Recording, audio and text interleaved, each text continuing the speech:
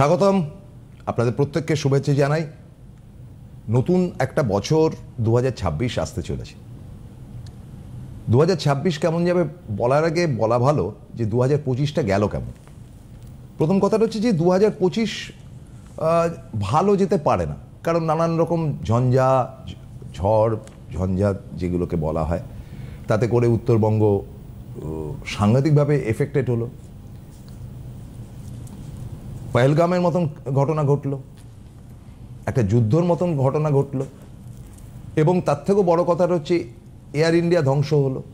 মানে এগুলো পরপর ধাপে ধাপে নেগেটিভ সমস্ত ব্যাপার স্যাপার। দিল্লিতে আগুন লাগলো, কতগুলো লোকের মৃত্যু হলো। আনসলভড এভরিথিংস, যে আমার কাছে হাতের কাছে বুঝতে পারছি না যে কি করে সেটা সলভ করা যাবে ভবিষ্যতে না হওয়ার জন্য।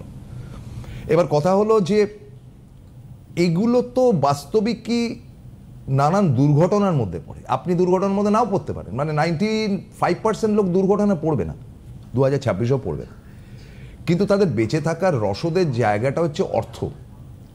দেখুন, জিএসটি ডাউন করা হয়েছে, এটা আমরা মানছি, সবই ঠিক আছে, কিন্তু আপনি কি তার এফেক্ট পেয়েছেন? মানে আপনার কি বাজার হাটে যেতে গেলে মনে হচ্ছে যে না ঠিক আছে, বেশ সস্তায় পেলুম টেলুম? এবং এই জায়গাটা যদি আপনার ঠিক থাকে, ধরুন টাকা পয়সার জায়গা যদি ঠিক থাকে, তাহলে এটা বাস্তব যে পৃথিবী আপনার কাছে কিন্তু গোলাম। আমি খুব স্তম্ভিত হয়েছি একটা ব্যাপারে, যে 2025 দুর্গাপুজোর সময় সব থেকে বেশি বিজ্ঞাপন হয় খবরের কাগজগুলোতে, একবার front page, second page, third page ইত্যাদি।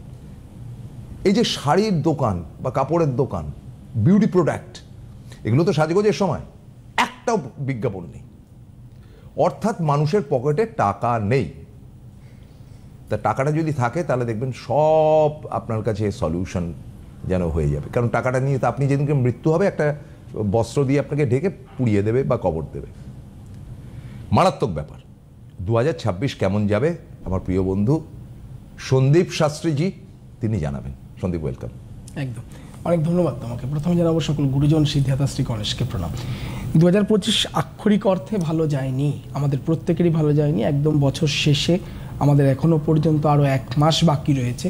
জানি না এই 1 মাসে আর কত কি দেখতে হবে, কারণ আমরা অনেকজনকে তো হারালাম। আমরা প্যালগাঁও থেকে শুরু করে, যেটা তুমি বললে, আমরা ইন্ডাস্ট্রির অনেককে হারালাম, এবং সেখান থেকে দাঁড়িয়ে 2026 আমরা যদি সংখ্যা তত্ত্ব অনুযায়ী ধরি, তাহলে আমাদের ধরা হয় কি 1 থেকে 9। তো এই 9 অনুযায়ী, মানে 9-এর পর কিন্তু আবার পুনরায় 1 আসে। সুতরাং 2026টাকে যদি আমরা কাউন্ট করি, 2025 কাউন্ট করে আমাদের শেষ সংখ্যা ছিল 9। এবার 9 তো শেষ হয়ে গেল, তাহলে 26 মানে পুনরায় কিন্তু সেই 1। এবং এই 1 আসা মানে আমাদের জীবনের অনেক পুনরাবৃত্তি ঘটবে। পুনরাবৃত্তি ঘটবে মানে হচ্ছে আমরা নতুনভাবে নিজেদেরকে কিন্তু গুছিয়ে নিতে পারি। আমরা নতুনভাবে আমাদের যত ভুল ত্রুটি রয়েছে সেগুলোকে সলিউশন করা যেতে পারে। বিশেষ করে পরিবারের সাথে, পরিবারের লোকজনের সাথে, আত্মীয়ের সাথে যদি কোনো রকম মতভেদ থেকে থাকে, কোনো ঝগড়া বিবাদ থেকে থাকে, তাহলে 2026 একটি সুবর্ণ সুযোগ, যেখানে আপনারা পুনরায় সেই কুসম্পর্কগুলোকে সুসম্পর্কে পরিণত করতে পারেন। 2026 খুব ভালো সময়, মানে আমি তো সবসময় একটু ভালোটা বলবার চেষ্টা করি, খারাপটা বলি যদিও সেটা লাস্টে বলি, কারণ খারাপটা না জানলে, খারাপটার প্রতিবিধান না করলে আমি ভালোটা কিন্তু ছুঁতে পারবো না, এটা হচ্ছে বাস্তব কথা। সেখান থেকে দাঁড়িয়ে 2026 খুবই ভালো স্টুডেন্টদের জন্য, খুবই ভালো যারা চাকরির সঙ্গে যুক্ত রয়েছেন এবং যারা সরকারি চাকরি খুঁজছেন। যদিও সরকারি চাকরির জায়গাটা প্রচণ্ড পরিমাণে আমাদের বর্তমান সময়ে কমে গেছে, তবুও বলবো যে কিছু মানুষের সরকারি চাকরি বা স্থায়ী চাকরির একটা সম্ভাবনা রয়েছে। কিছু মানুষের যারা ব্যবসা, এডুকেশনের সাথে যুক্ত, পড়াশোনার সঙ্গে যুক্ত, তাদের এই সময় কিন্তু যদি পরিশ্রম করে তাহলে ভালো ফল পাওয়ার সম্ভাবনা রয়েছে। অনেক দিন ধরে যারা মেডিকেলের জন্য চেষ্টা করছো, যারা সিভিল সার্ভিসের জন্য চেষ্টা করছো, পিএসসির জন্য চেষ্টা করছো, বা বিভিন্ন ধরনের এমটিএস থেকে শুরু করে মিসলেনিয়াস থেকে শুরু করে বিভিন্ন ধরনের এক্সামিনেশনগুলো দিচ্ছ, তাদের সফলতা পাওয়ার একটা সম্ভাবনা রয়েছে যদি পরিশ্রম তোমাদের থাকে। আর ভালো ফল দেবে ব্যবসায়ীদেরও, কিন্তু দেবে কিন্তু যাক, খুব ভালো ভালো খবর। মানে তোমার ক্ষেত্রে যে খুব ভালো ফল যে একদম জানুয়ারির 1 তারিখ থেকে পাবে তা নয়, না তা বলছি না, আস্তে মানে আস্তে change আলটিমেটলি হবে। দেবে, কম্পারেটিভলি দেবে, 25-এর থেকে যাক, ভালো ভালো। দেবে। কিন্তু যে জায়গাটা ভালো সংবাদ সতর্ক শোনালে। হওয়া দরকার সেটা হচ্ছে পলিটিক্যালি জায়গাটা, কারণ পলিটিক্সটাও তো আমাদের আশেপাশে সবসময় জুড়ে রয়েছে এবং আমরা কিন্তু যে কোনো স্টেটের রেজাল্ট বেরোলে আগে টিভিটা খুলে বা মোবাইল নেটটা খুলে দেখি হ্যাঁ। যে কি নিউজ আসছে। তো সেখানে দাঁড়িয়ে ওই হাওয়ার রদবদল একটা সম্ভাবনা রয়েছে, কারণ দেখো রবি হচ্ছে পিতা, গ্রহদের পিতা। তো আমাদের পলিটিক্যাল পিতা কে? আমাদের সেন্ট্রাল। তাই সেন্ট্রাল গভর্নমেন্টের দিক থেকে বা সেন্ট্রালে যারা এখন পদে রয়েছেন, Exist করছে বিভিন্ন যারা। পদে রয়েছেন, তাদের ক্ষেত্রে কিছু শারীরিক অবনতির সম্ভাবনা আচ্ছা। রয়েছে। এমনকি শারীরিক অবনতির কারণে কোনো আমাদের রাষ্ট্রনেতা তার পদ ছাড়তে বাধ্য হতে পারেন, বাবা। এই ধরনের সম্ভাবনাও কিন্তু রয়েছে। সুতরাং মারাত্মক। 2026-এ অনেক রকম খেলা আমরা দেখতে পারবো, তাই খেলায় আমাদেরকে যুক্ত হতে হবে, আমাদেরকেও খেলোয়াড় হতে হবে। দেখা যাক 2026 খেলা। কেমন যায়। সবাইকে বলে দিও না, পার্ট টু পার্ট। একটা ফোন নিয়ে নিচ্ছি। হ্যালো, হ্যালো, নমস্কার আপনাদের দুজনকেই। নমস্কার। নমস্কার। আচ্ছা, আমি একটুখানি আমার হাজবেন্ডের ব্যাপারে একটু বলতে চাইছি দাদা। কার সম্বন্ধে? হাজবেন্ড। আমার হাজবেন্ড। আচ্ছা, কোত্থেকে কথা বলছেন? আমি বেলেঘাটা থেকে বলছিলাম, মিতা রায়। বল। আচ্ছা, জন্ম তারিখটা বলি। আগে নাম শুনি, নামটা মিতা রায়। শুনি। হ্যাঁ, না, গৌতম রায়। হাজবেন্ডের নামটা বলতে হবে, সরি, হাজবেন্ডের হ্যাঁ, নামটা। গৌতম রায়। গৌতম রায়। গৌতম রায়। গৌতম রয়, হ্যাঁ শুনবো এবারে। Date of birth date of birth 21/3/62। 62। 21/3/62। সন্ধ্যে 7টা 10 চুচুড়াতে জন্ম। সন্ধ্যে 7টা 10 হুগলি। চুচুড়া। জন্মবার ছিল বুধবার, তাই তো? হ্যাঁ, আমি একটু বলে নিই। আমি একটু বলি। না, এখন আর বলবেন না, আপনার যেটা বলার সেটা বলে দিয়েছেন। আমরা এবার আমি একটু একটুখানি বলে নিই, তা আপনি শুনুন, তারপরে আপনি বলবেন, ঠিক আছে? আমরা একটুখানি এই কন্যা লগ্ন, কন্যা রাশি আপনার হাজবেন্ডের, উত্তর ফাল্গুনী নক্ষত্র, নরগণ।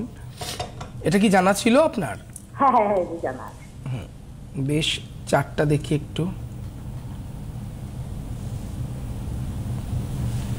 বেশ, আমি গ্রহগুলো তো মার্গী অবস্থায় পাচ্ছি। রবি এবং শুক্র এক জায়গায় বসে রয়েছে সপ্তম স্থানে, যেটাকে আমরা দারিদ্র যোগ বা দাহ্য যোগ বলি। পঞ্চম স্থানে শনি এবং কেতু একসাথে বসে রয়েছে, এটাকে পিতৃদোষ বা শাপিত দোষ বলা হয়। এবং বুধ মঙ্গল একসাথে, যেটাকে ম্যাচিওর যোগ বলা হয়। এবার এই যে যোগগুলোর কথা বললাম, আপনার হাজব্যান্ডের কিন্তু এই চারটা, বিশেষ করে লগন চাঁদা যোগ, লগন চাঁদা যোগ যাদের হয় তারা ভীষণ স্বাধীন চেতা মানুষ হন এবং তারা কারোর আন্ডারে কাজ করতে পারেন না। সুতরাং ব্যবসার চাপ এবং প্রচণ্ড পরিমাণে অর্থনৈতিক, কারণ আপনি যে বয়সটা বললেন হাজব্যান্ডের, যথেষ্ট বয়স হয়েছে, প্রচণ্ড পরিমাণে অর্থনৈতিক লসের জায়গা পাচ্ছে বা মোটা অ্যামাউন্টের কোনো টাকা কোনো জায়গায় আটকে থাকতে পারে, এই ধরনের সম্ভাবনা রয়েছে। নিজের বাড়ির আত্মীয়ের কাছ থেকে, নিজের ব্লাড রিলেটেড আত্মীয়ের কাছ থেকে উনি কিন্তু মানসিক আঘাত পাবেন বা সম্পর্কের দিকটাও সমস্যা আসতে পারে। এইগুলো একটু সতর্ক হওয়া প্রয়োজন। শারীরিক দিক থেকে একটা নার্ভের সমস্যা আসবে, হাই ব্লাড প্রেশার সম্ভাবনা আসতে পারে বা ব্লাডের কোনো উচ্চতর সমস্যা এবং সেগুলো হতে পারে এবং সেগুলো অবশ্যই ভালো ডাক্তারের পরামর্শ নেওয়া উচিত। নার্ভ রিলেটেড কোনো প্রবলেম হলে ইমিডিয়েট ডাক্তার দেখাবেন। একটু শেয়ার করুন, শুনবো এবারে। বলুন। আচ্ছা দাদা, আমি বলছি, আমার হাজবেন্ড একজন নামকরা খুব বড় সাংবাদিক। হ্যাঁ, কিন্তু এখন রিটায়ার্ড পারসন। হ্যাঁ, এরপরেও অনেক বড় বড় কাজগুলো না খুব ভাবে এগিয়ে, সেগুলো যেন কোথায় কেটে চলে যাচ্ছে। সেটা কি নিজে মানে পার্সোনালি করছেন? না, পার্সোনালটা পরে, আগে যেটা হচ্ছিল, আবার মিডিয়া থেকে এসছে, আসার পরে কাজটা এগিয়ে সবকিছু হয়ে সেটা যেন বন্ধ হয়ে যাচ্ছে। না, আমি বলছি আপনাকে একটা প্রশ্ন করে নি, যেহেতু media person to media person প্রশ্নটা করা ভালো। সেটা কি ফ্রিল্যান্স হিসেবে করছিলেন? না না, উনি সিনিয়র ফটো জার্নালিস্ট ছিলেন আনন্দবাজারে। সবই ফ্রিল্যান্স, মানে নিউজ দাও, টাকা নাও, ইটস এ বিজনেস। আচ্ছা, এখন বর্তমানে উনি কি করছেন? কোন সংস্থার সঙ্গে যুক্ত আছেন? এজেন্সির সঙ্গে যুক্ত ছিলেন, হ্যাঁ, কিন্তু সেখানে মোটা টাকা আটকে আছে। কিসের সঙ্গে যুক্ত ছিলেন?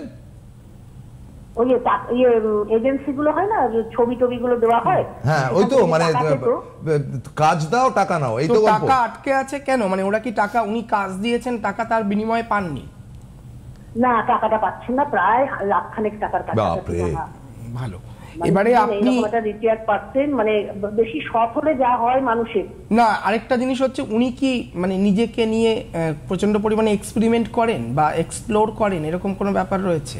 না না না, উনি এইটাতেই কিন্তু লেগে আছেন, মানে অন্য বুঝতে পারলাম না, আমি এটার কথা বলছি না। উনি যেটা জানতে চাইছেন যে এই যে নানান রকম ছবি তোলা বা ফটোগ্রাফার যদি হয়ে থাকে, নানান রকম ছবি তোলা বা একটা এক্সপেরিমেন্ট করে, আচ্ছা এটা খুব পাবলিক নেবে ইত্যাদি ইত্যাদি, এই ধরনের এক্সপেরিমেন্ট করতে ভালোবাসেন?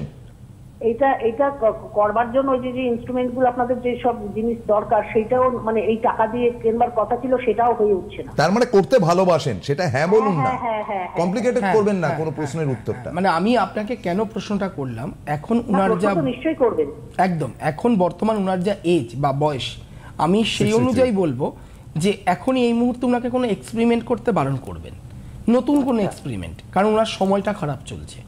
আর এই আটকে থাকা টাকা এইটা পাওয়াটাও কিন্তু একটু অসুবিধাজনক মনে হচ্ছে, মানে খুব যে সুবিধাভাবে নায়ের খাতায় ধরে রাখতে হবে, মানে 98% নায়ের চান্স।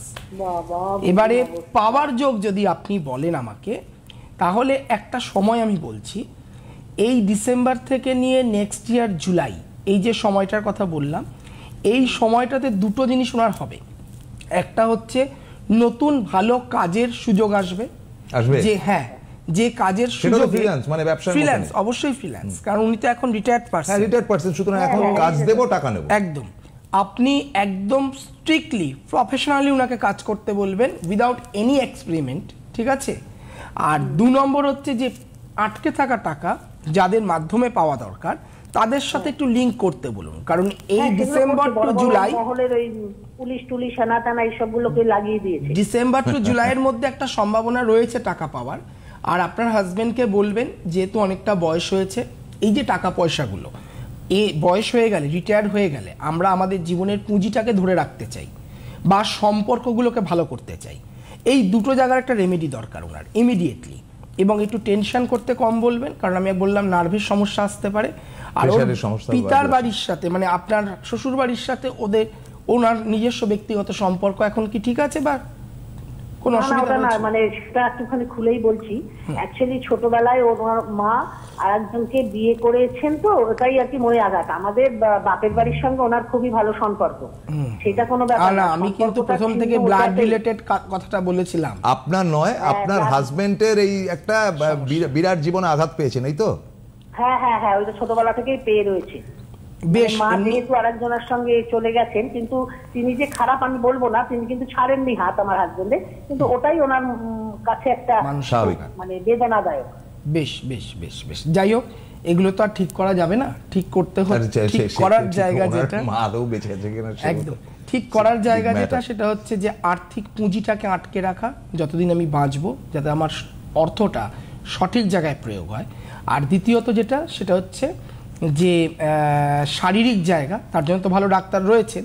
আর তৃতীয়ত যে সম্পর্কগুলো বর্তমান রয়েছে, সেগুলো যেন ভালো থাকে, বন্ডিং থাকে, একটা ইউনিটি থাকে, সেগুলোর জন্য একটা প্রতিকার প্রতিবিধানের প্রয়োজন রয়েছে। যদি পারেন হাজব্যান্ডকে সাথে করে নিয়ে এসে দেখাবেন এবং উনাকে বলুন ডিসেম্বর টু জুলাই নিজের পরিশ্রম করতে, টাকার ডিমান্ড করতে, টাকা চাইতে, যে জায়গায় আটকে আছে পেয়ে যাবে। ধন্যবাদ, সঙ্গে থাকুন। একটা খুব ইন্টারেস্টিং ব্যাপার দেখো, আমাদের ট্রেডের কথা আমি বলছি, still I am on the job, retire হয়ে গেছি, এটা একটা আমাদের প্রফেশন। আরেকটা প্রফেশন হচ্ছে ফ্রিল্যান্স, যে ভাই আমি কিছু তোমাকে দেব, এগেনস্ট টু দ্যাট তুমি আমাকে টাকা দেবে, দ্যাট ইজ বিজনেস। একদম, কোনো একটা এজেন্সির মাধ্যমে যেটা করা হয়, সেটাতে যে খুব খারাপ হয় এমন নয়, লোকে কিন্তু লাখ লাখ টাকা তা দিয়েও ফ্রিল্যান্সিং করে মানুষ খুব লাক্সারিয়াস লাইফ লিড করে, বিশেষ করে আজকাল যেরকম ইউটিউব বেরিয়ে গেছে। তুমি তোমার প্রফেশন থেকে, মানে আমি তো এখন বর্তমান সময় প্রচুর অ্যাঙ্কারদের দেখছি ফ্রিল্যান্সিং করে, প্রচুর বিরাট টাকা। তো এইখানে তুমি প্রথম তাকে ধাক্কাটা দিলে যে দেখুন আপনি যেটা করছেন এক্সপেরিমেন্টাল, হয়তো আমি হি ইজ ফটোগ্রাফার রাদার, ইনি যদি এখন সব্যসাচী চক্রবর্তী বা বেনুদার মতন, ফেলুদার বেনুদা আর কি, তার মতন এক্সপেরিমেন্টাল ছবি তুলতে যান, তো ছবি কিনবে নাকি? না, একেবারে তোমাকে পিন পয়েন্টেই সেই ছবি তুলতে হবে যেটা পাবলিক খাবে। একদম, কারণ আজকের এবং দাদা এইটার সাথে একটা খুব ভালো যুক্ত জিনিস, যেটা ওনার যা এজ দেখলাম, সেই এজে উনি যে সময় কাজ শুরু করেছেন তখন তো চাকরি করে, সেই সময় থেকে নিয়ে এখন কিন্তু সময়টা অনেক পাল্টে গেছে, প্রত্যেক দিন পাল্টাচ্ছে একদম। এবং প্রাইভেট নিউজ চ্যানেলরা কিন্তু অনেক ছবি আমাদেরকে দেখাচ্ছেন এআই এর মাধ্যমে, যেটার ক্ষেত্রে আমরা কিন্তু নিজেরাই পাজল। উনি সেখানে ঢুকতেই পারেননি এখনো। একদমই তাই। এবং উনাকে নিজেকে বলুন এক্সপেরিমেন্টটা নিজের ওপর করুক, এবং আরো অবশ্যই আপ টু ডেট হওয়াটা দরকার, আপগ্রেডেশনটা ভীষণ দরকার যুগের সঙ্গে সমাজের সঙ্গে। অমিতাভ বচ্চন একটা খুব ভালো কথা বলেছিলেন সেদিনকে, আমি একটা ইন্টারভিউতে পড়ছি, বলো তুমি সেটা, যে যদি আমি আপগ্রেডেশন বা আপ টু ডেট না হতাম, তাহলে অ্যাট দ্য এজ অফ 83 আমি করোড়পতি করতাম না, আমি ওই বান্দ্রাতে বা মুম্বাইয়ের কোনো একটা জায়গাতে একটা বাংলোতে ঘরবন্দি হয়ে বসে থাকতাম অন্যান্য অ্যাক্টরদের মতন। উনি কিন্তু এই উদাহরণটা টেনেছেন। কেন বলেছেন? উনি কিন্তু আপডেট নিজেকে করেছেন, এবং তৎসত্ত্বেও উনি কিন্তু এখন সমাজের সাথে রীতিমতন পায়ে পা লড়ে উনি অভিনয়ও করে যাচ্ছেন, উনি অ্যাঙ্কারিংও করে যাচ্ছেন, উনি অ্যাডভার্টাইজমেন্টও করে যাচ্ছেন, এভরিথিং। আমরা যে কোনো একটা মানুষকে উদাহরণস্বরূপ নিতেই পারি। অ্যাট দ্য এজ অফ 75 আমাদের দেশের প্রধানমন্ত্রী এখনও কাজ করে যাচ্ছেন। তো এই ধরনের একটা এক্সপেরিমেন্ট কিন্তু প্রত্যেকের মানুষের ক্ষেত্রে, আমি সমাজের সঙ্গে যুগের সঙ্গে চলতে গেলে আমার বয়স যেটাই হোক না কেন, আমাকে যুগটাকে কিন্তু অ্যাবজর্ব করতেই হবে, একদম আমার জেনারেশনটাকে অ্যাবজর্ব করতে হবে। আসলে সারা সপ্তাহ ধরে বসে থাকি, শনিবার দিন অদ্ভুত অদ্ভুত ফোনগুলো পাওয়া যায়, এমন অদ্ভুত ফোন সব আছে। ক্লাসিক ফোন ছিল, ক্লাসিক ফোন, হ্যাঁ আনডাউটেড, এবং খুব কঠিন ফোন ছিল। একদম একদম। মানে ওর প্রফেশনটা তো চাকুরিজীবীদের প্রফেশন, কিন্তু তুমি বলে বিজনেস টাইপ এক্সপেরিমেন্ট করতে যাবে, kind of business, sorry experiment করতে যাবেন, এক্সপেরিমেন্ট করেছে, ডুবেছে। এবার এজেন্সি যেটা নিয়েছে, এজেন্সি ভাই টাকাটা যদি পেয়ে যায় তা তোমাকে টাকাটা দিত, বা এজেন্সি বাজে এজেন্সি সেটাও এক্সপেরিমেন্ট করতে গেছে, সে বিজনেসটা পায়নি, বা এজেন্সি বিজনেসটা পায়নি, সে কারণে টাকাটা ব্লক পায়নি বলে টাকাটা দিতে পারেনি। একদমই। তৃতীয় ব্যাপারটা হচ্ছে যে উনি বললেন যে আমি কিন্তু পুলিশ লাগিয়েছি, ও সব করে খুব সুবিধা হবে না, লাভ হবে। কারণ এজেন্সি যদি নিজে ডুবে গিয়ে থাকে, আমি যদি নিজেকে দেউলিয়া ঘোষণা করি, তাহলে পুলিশ আর সরকার তুলে নিয়ে যাবে, কি হবে? আমার টাকাটা তো পাবো না রে বাবা। একদমই তাই। খুব কঠিন ফোনটা ছিল। হ্যালো হ্যালো, বলুন। নমস্কার। নমস্কার, আমি বম্বে থেকে বলছি। কোথা থেকে? বম্বে থেকে বলছি। আচ্ছা, আমার ছেলের সম্বন্ধে জানবো। ছেলের নামটা বলবেন? শিলাদিত্য মুখার্জি। শিলাদিত্য মুখার্জি। মুম্বাইয়ে কোথায় থাকেন? থানাতে। থানেতে থাকেন? থানা। বলুন, ডেট অফ বার্থ শুনবো শিলাদিত্যর। 1994 10 জানুয়ারি। কত জানুয়ারি? 10 হ্যাঁ 10 জানুয়ারি। আচ্ছা, 1994। হ্যাঁ। সময়টা শুনবো। সময়টা 12:55। বিকেল না সকাল? দুপুরে 5:55। 12:55। আচ্ছা, এটা কোথায় জন্মেছে? কলকাতা। বেশ, কলকাতায়। আপনার নাম কি? অঞ্জনা মুখার্জি। অন্বেষা? অঞ্জনা। আচ্ছা, ঠিক আছে। সোমবার ছিল জন্মবার, তাই তো ছেলের? হ্যাঁ সোমবার। মেষ লগ্ন, ধনুরাশি, মূলা নক্ষত্র, রাক্ষসগণ বা দেবাড়িগণ আপনার ছেলের জানা ছিল? আচ্ছা, লগ্ন হচ্ছে মেষ লগ্ন, সপ্তম স্থানে বৃহস্পতি বসে রয়েছে, নবম স্থানে একসাথে 4টে গ্রহ, রবি, শুক্র, মঙ্গল, চন্দ্র। যদিও এখানে মঙ্গল অষ্টমপতি, লগ্নপতি নবম স্থানে, এটা ভালো এক্সপেরিমেন্টাল কাজ হবে। প্রচন্ড পরিমাণে আপনার ছেলে টকেটিভ হবে। টকেটিভ মানে হচ্ছে মানুষের সাথে মিশতে পারা, মানুষের সাথে কথা বলা, বা ওর নিজস্ব ওয়ে অফ টকিং ভীষণ ভালো হয়, পাবলিক রিলেশন। একদমই তাই। এবং এই ধরনের ছেলেদেরকে সবসময় আমরা যেটা বলি, নর্মালি ম্যানেজমেন্ট লাইনে গেলে ভালো হয়। এবং আপনার ছেলের চার্টও দেখাচ্ছে নবমে মঙ্গল, চন্দ্র, রবি, শুক্র, অবশ্যই ওকে ম্যানেজমেন্ট, মানে যে কোনো ডিগ্রি থাকলেও পরবর্তীকালেও ম্যানেজমেন্টে ট্রান্সফার হয়ে যাবে। হ্যাঁ, আর আরেকটা জিনিস বলবো, যে ওর যে জায়গাটার সমস্যা যেটা আমি দেখতে পাচ্ছি, সেটা হচ্ছে বিবাহের জায়গাটা। কারণ সপ্তম স্থানে বৃহস্পতি থাকলে সেই বৃহস্পতি খুব সুখী দাম্পত্য জীবন দেয় না, এবং বিয়ে বা বিবাহিত লাইফ নিয়ে একটু সমস্যা আসবে। অর্থনৈতিক লস রয়েছে।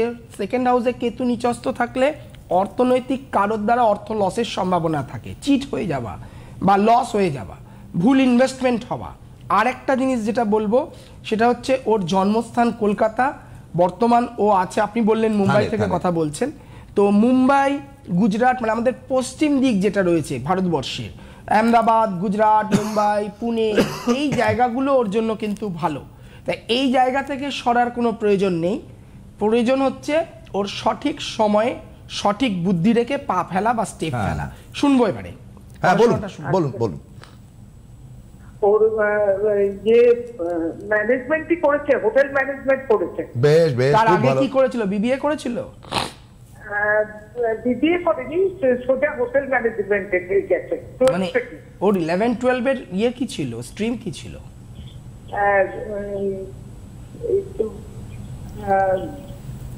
ঠিক আমি বলতে পারছি না না, ও কি সায়েন্স আর্টস কমার্স কি নিয়ে পড়েছে? সায়েন্স না, কমার্স নেই, কমার্স নিয়ে পড়েছে। কমার্স নিয়ে পড়েছে, দিয়ে আফটার 12 ও ম্যানেজমেন্ট করেছে, তাই তো? মানে হোটেল ম্যানেজমেন্ট বিএ। আচ্ছা, এমবিএ করেছে? এমবিএ পড়েনি, তো এমবিএ করবে বলে প্রস্তুতি নিচ্ছে। হ্যাঁ, এমবিএটা করতে বলবেন। আপনার প্রশ্ন কি ছিল? আমার প্রশ্ন হচ্ছে বিয়ে থা হচ্ছে না। এটা তো বলেছেন উনি। বলে দিয়েছি, তার সমস্যা আছে। আর চাকরি করছে কোথাও এখন? এক্সচেঞ্জার। আচ্ছা, এক্সচেঞ্জারে চাকরি করছে, ও তো হোটেল ম্যানেজমেন্ট করেছে আপনি বললেন, তো এক্সচেঞ্জারে চাকরি করে লাভটা কি হচ্ছে? তো আইটি সেক্টর, কিছু লাভ নেই। তারপরে কি জানেন তো, নাইট শিফট ডিউটি। তাহলে ডিসস্যাটিসফ্যাকশন ওর জব নিয়ে। হোটেল ম্যানেজমেন্ট করে তো ভালো ভালো ব্র্যান্ডগুলো পেয়ে যেত, মুম্বাইতে তো আরো ভালো ভালো ব্র্যান্ড রয়েছে। পরে আর ইচ্ছা হয়নি, পরে পুরো চেঞ্জ করে এইখানে ঢুকে গেছে। তাহলে ওকে এমবিএটা করতে বলুন। এমবিএটা না করলে ও আইটিতে কোনো রকম ভাবে কিন্তু রেজাল্ট পাবে না। আচ্ছা ঠিক আছে, এমবিএটা ইমিডিয়েটলি করতে বলুন। ম্যানেজমেন্ট লাইনটা ওর জন্য বেস্ট। এমবিএতে এবং হোটেল ম্যানেজমেন্টের উপরে যদি ওর এক্সপেরিমেন্ট থাকতো, এক্সপেরিয়েন্স থাকতো, তাহলে অলরেডি ও এখন কিন্তু ম্যানেজমেন্ট পোস্টেও হোল্ড করতো। একদমই তাই। এবং আপনার ক্ষেত্রে সেই ছেলের সঠিক জায়গা, আমি কিছুক্ষণ আগে বলছিলাম, দেখুন মেষ লগ্নটা খুব হঠকারিতার সিদ্ধান্ত নিয়ে নেয়। 94-এ জন্ম, 94-এ জন্ম হলে 31 হয়ে গেল ওর এজ, বয়স। পড়াশোনা কমপ্লিট করা, চাকরির অভিজ্ঞতা, এগুলো নিয়ে এতদিনে ও ম্যানেজার পোস্টে চলে যেত। অনেকটা লেট হচ্ছে, এখনো এমবিএ করবে, মানে আরো 2 বছর, তারপরে তার এক্সপেরিমেন্টগুলো কাজে লাগাবে, মানে ওটা লেট সাকসেস হয়ে যাচ্ছে। বিয়ের ক্ষেত্রে সমস্যা রয়েছে। আগামী ডিসেম্বর লাস্ট বা জানুয়ারিতে আমি মুম্বাই যাব, তো আপনার যদি মনে হয়, আচ্ছা কোথায় আসছেন আপনি ওটা কন্ট্যাক্ট নাম্বারে, আমার বুকিং নাম্বারে ফোন করলে জানতে পারবেন। মুম্বাই যাব, যদি পারেন আপনি মুম্বাই যোগাযোগ করবেন, ছেলেকে নিয়ে এসে যোগাযোগ করবেন, ইমিডিয়েট রেমেডি করাবেন, কারণ আগামী বছর 2026 ছেলের জন্য ভালো সময়। ভালো কোন দিক থেকে সেটা কিন্তু আমি এখন রিভিল করব না, সেটা আপনার ছেলের বিয়ের দিক থেকে হতে পারে, চাকরির দিক থেকে হতে পারে, এটা সাসপেন্স রইল, চেম্বারে বলবো। ভালো থাকবেন। তো পুরো মানে সন্দীপ এখন বিরাট কোহলি হয়ে গেছে, মানে মোস্ট কি বলা যায়, রিলায়েবল ক্যারেক্টার, মানে সাংঘাতিক ব্যাট করছে। আচ্ছা 30 তারিখ, এই সামনে 30 তারিখ সিউড়ি, 1 তারিখ অন্ডাল, 3 তারিখ হচ্ছে বাঁকুড়া, 4 তারিখ ব্যারাকপুর, 5 তারিখ দুর্গাপুর, 6 তারিখ হাজরা কলকাতার, 7 তারিখ হচ্ছে গিয়ে 6 তারিখ হাজরা, 7 তারিখ রামপুরহাট, সরি 8 তারিখ হচ্ছে গিয়ে বালুরঘাট, 11 তারিখ হচ্ছে আসানসোল, 13 তারিখ হাওড়া, 14 তারিখ বর্ধমান, 15 তারিখ বোলপুর, 24 তারিখ আলিপুরদুয়ার, 25 তারিখ কোচবিহার, 26 তারিখ শিলিগুড়ি। ফোন নাম্বার যাচ্ছে দেখুন। অনলাইনে তিনি তখনই দেখেন, মানে যেমন মুম্বাইয়েরটা উনি অনলাইনে হয়তো দেখলেও দেখতে পারেন, একদম কনসিডারেবল। বাই চান্স যদি না যায় ডিসেম্বর ইন বা জানুয়ারি ফার্স্ট, তখন আপনি অনলাইনে দেখে দিন। ব্যাঙ্গালোর যাচ্ছি না, অনলাইন করছি, দিল্লি যাচ্ছি না, অনলাইন করছি, বিভিন্ন জায়গায় অনলাইন হচ্ছে। 2026 কেমন যাবে আগামী এপিসোডগুলো আরো পরিষ্কারভাবে বুঝিয়ে বলবো। আজকে তো শুধুমাত্র ট্রেলার হলো, ফিল্ম আভি বাকি হ্যাঁ। চমৎকার অনুষ্ঠান করেও একটা আনন্দ। দেখা হবে আপনাদের সঙ্গে সামনের বুধ এবং বৃহস্পতিবার দিন বিকেল 3টে। নমস্কার।